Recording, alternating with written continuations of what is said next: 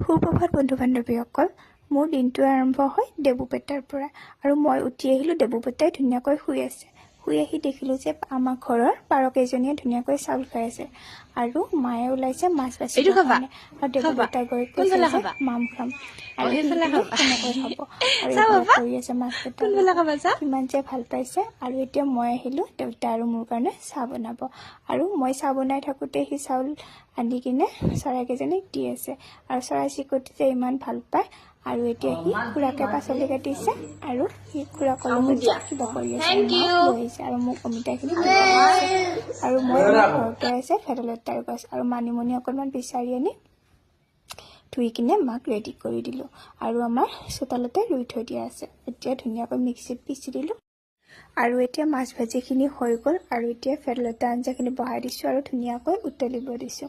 আৰু এতিয়া আমাৰ ৰাতিপুৱাৰ ভাত সাজ হৈ গ'ল। লগত আছিলে অমিতা খাৰ, বন্ধাকবি ভাজি আৰু শ'ল মাছৰ সৈতে ভেদাইলতা আঞ্জা আৰু অকণমান আচাৰ।